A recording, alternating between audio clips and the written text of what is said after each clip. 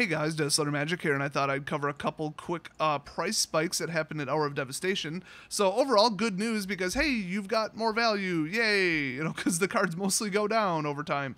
Unless you wanted these cards, then it's definitely bad news. So the first one, kind of a minor spike, this is about 2 to 1. Crested Sunmare, looks like it went from somewhere between like $3.50, $4, something like that, up to about $7.50, which is, you know, almost double. It's not bad. Now with this card, what you see is what you get. I mean, it's a 5 cost, 5/5. Great. Other horses you control get indestructible, and then at the beginning of each end step, if you gained life this turn, create a 5/5 white horse creature token. Now that's on your turn and their turn, so unlike Sandworm Convergence, you can bring out one every single turn, well, twice per turn cycle. I'm fairly certain Sandworm is only on your turn. Oh, also it costs 8, so if this was a 4/4 for 4 mana that brought out 4/4s, this would be like a $15 card.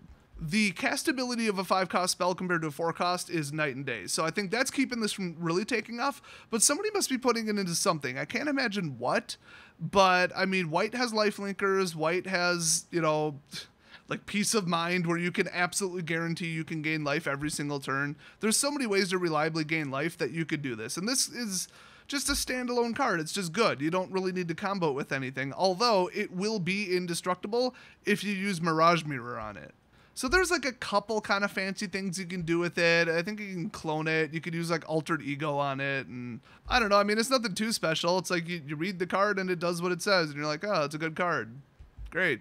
So yeah, I mean, a 2 to 1 price spike. Not bad. I don't know if this will maintain the price because in the future, is a 5-cost spell more playable when 50% of the cards cycle out of standard? Yeah, because the decks will just get weaker and slower by default because there's less of a card pool.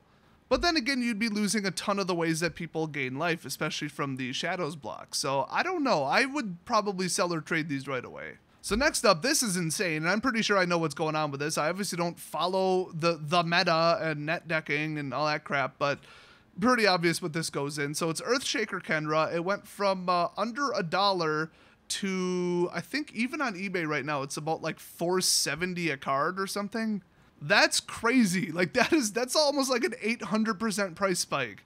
I honestly think I saw this listed for like 50 to 60 cents at one point on one vendor. So it's a 2-cost red spell, 2/1 with haste. I mean, that's already a pretty good creature, and red rush, haste, you know, drop it in, swing, ambush boost, double strike, first strike, trample.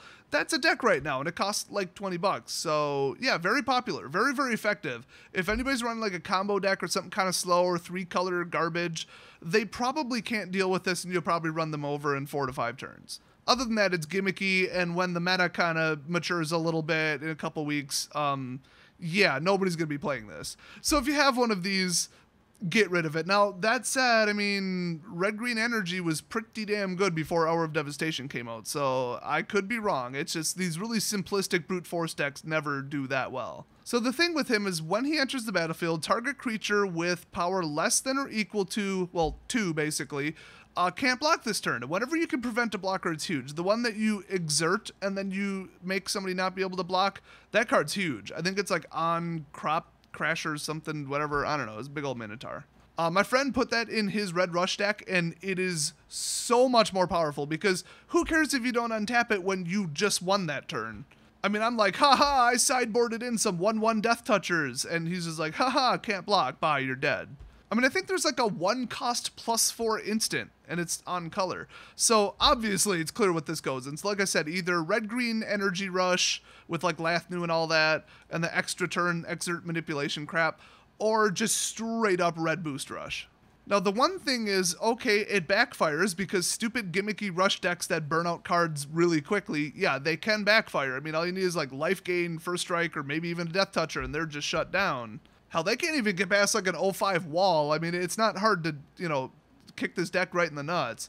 But Eternalized. Now, it does cost 6, which, I mean, a lot of these decks run 20 to 21 lands, so good luck getting there. But this is like an emergency, like now we're kind of at a standoff. The game went unbelievably long, like, you know, 8, 9, 10 turns or something like that.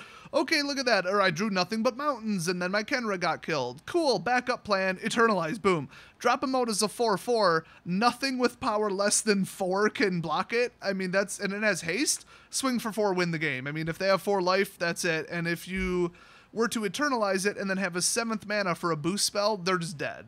So I can see the value here. It's like a built-in backup plan. That's why I really like Eternalize. I also really like Aftermath. Any kind of, it's not quite one and done, but you're never going to get this off until late game type effect, I love them all. Honestly, I even like Strive, Overload, Multi-Kicker, Kicker, you know, anything where it's like later game, this is better. I really hope they print more stuff like that because it works and this card is evidence of that. So if you have one, I would sell it immediately because there's no way that that price is going to last very long. So the third one is a little bit confusing to me, but I think this price indicates it's actually in multiple deck archetypes, and I could totally see it. So on the surface, this card looks potentially good, but kind of crap because the Eternalized is 7. But it's a 2/1, so very killable, but, you know, it's blue. What do you expect? So 2 attack for 3 mana in blue is actually kind of average. Usually also kind of indicates that it does something. Oh, look, it does. So when it enters the battlefield, you may draw cards equal to its power, so 2. If you do, discard 2. Okay, it's turn 15 and you cast this in your top decking. What the hell is the point? This is a garbage card. Completely unplayable, useless crap. But if you've got 5 cards in your hand, and it's a little bit earlier in the game maybe, you cast this out and you're just looking for your combo. I mean, you would totally play this with like Anticipate, maybe that stupid energy one, Glimpse or whatever it's called, and then maybe even like Contingency Plan. If you really needed to stack up a 4/4 combo and you know that you have like a 15% chance of that happening naturally in a game, you've got to accelerate it. And between this, Anticipate, and Contingency or something like it, something where you tap it and scry every single turn, you just mow through your deck at such a high rate of speed, you will get the combo off. And if you think those types of decks don't work, Splinter Twin. Oh, that and Kitchen Finks, although they barely mow through their deck, they just have so many combo pieces, it just works. But yeah, Anticipate and the different versions of it and the glorified Ponder clones are very, very, very popular in Modern for a reason. Serum Visions especially. Now, the other thing is, okay, this feeds Delirium. Not really, you know, blue being a Delirium color, but it's possible. Some people do it. Because you're just chucking cards that you choose into your graveyard. That's huge. You could stuff your graveyard with a desert if you want to do that. But I think the big one is maybe a Resurrector deck. I feel like that almost has to be a thing because Soul Separator, there's a 6-cost black card that brings 2 cards out of your graveyard onto the battlefield with no limitation whatsoever. That's crazy. And I think we lost like Necromantic Summons, but there's a virtually identical one like Cemetery Recruitment or something. It just brings back a card straight up for like 5. Oh, and then I think there's like another one from Hour of Devastation that brings something out of the battlefield or out of the graveyard straight onto the battlefield. So if you self-milled an Eldrazi by choice into your graveyard, look up my deck called El Zombly, you could definitely upgrade it and make it legal. In fact, that's probably going to be one of the ones I make this week. This would be the perfect card for it because you got a stupid dummy chump blocker, and then honestly, if you get to 7, great, you could Eternalize it, and then you get to draw 4 and discard 2. That's just good. That even if you're not looking for a combo, that's just card advantage. That's really damn good. I mean, that's better than Read the Bones and better than Anticipate, just mathematically. So the old, hey, you killed it, but now it's back. And then honestly, a 4/4 creature, even though it kind of costs 7, it's not bad. It's not great, but it's not bad. I mean, a 4/4 creature and then, you know, 4 bonus cards and then ditch 2. Together, that's definitely worth 7. So it's an automatic spell that kind of goes back to your hand, except it sits in the graveyard. So I could see why this went from, boy, it looks like about $1, $1.50 around there to like $7.50. And I think I checked eBay, it's pretty damn close to that. I think this is just, it serves so many purposes. It gets a combo off, any kind of combo, any colors, anything. Blue, you know, it's control, people mix it a lot. It's very heavy mixed color. And then it's actually in some of the more popular decks, like something about the number of zombies in your graveyard, or resurrect something from your graveyard, or remove something from your graveyard and then do something with it. So yeah, very utility, very good. If some of those decks fall off in popularity, this will fall. Otherwise, I think this has the most staying power. So does that mean sell it or trade it now or don't or hang on to it? I don't know. Do whatever you want. I mean, as soon as something spikes, I'm like, oh, I'm sure that'll go back down at some point. And I usually sell it, and I'm usually right. I mean, there is an overall downward trend. I mean, look at the box EV for the last couple sets. None of them even clear $100. So honestly, I would say with all three of these, like if they've already gone up this high, do you really think they're going to keep going? Probably not. But then again, the Pro Tour, the Meta, the Net Deckers, they all buy the same cards. Some of these could shoot up a little bit higher. It's just, at a certain point, people are like, I'm not going to pay 13 bucks for this card. I need 4 of them. Screw it. I'll just build a different deck.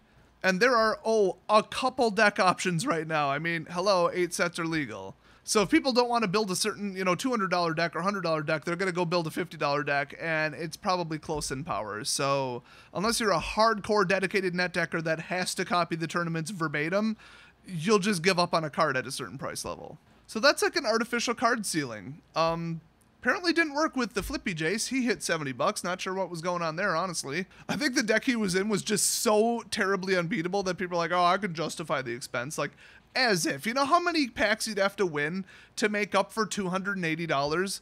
I'll give you a hint. More than you're going to. I mean, that guy was popular back when I was at my old LGS, kind of tail end there. And people were getting mad about mirror matches, but let me translate that. What they were mad about is, I can't buy my way to a win just by spending, and I need to make up for the cost I spent in prizes.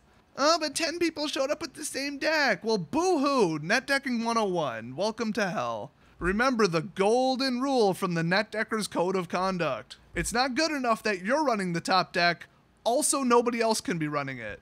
Pay to win, baby, pay to win. Doesn't work if everybody else copies you, and also pays to win, because then it's like pay to tie.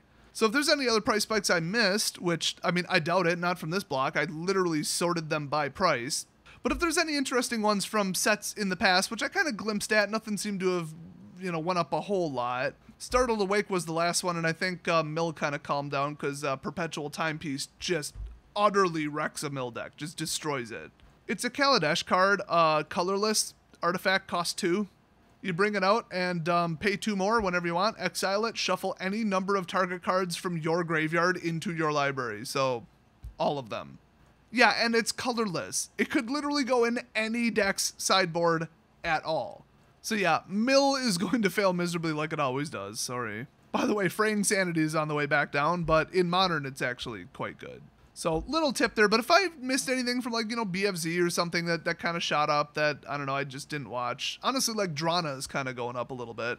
Leave it down in the comment section below, or if you, I don't know, have a ton of them and you're going to throw a party because now you're a 100-aire, I guess? It wouldn't be a millionaire. You can make 100 if you had like 8 of some of these cards. Or maybe like 12. That would be an awfully convenient speculation. But if you did, we want to hear about it because everybody loves good news. And I will see you guys next video. And stop saying these video thumbnails look like MTG Lions. I put a black stroke around my text. Like a civilized person.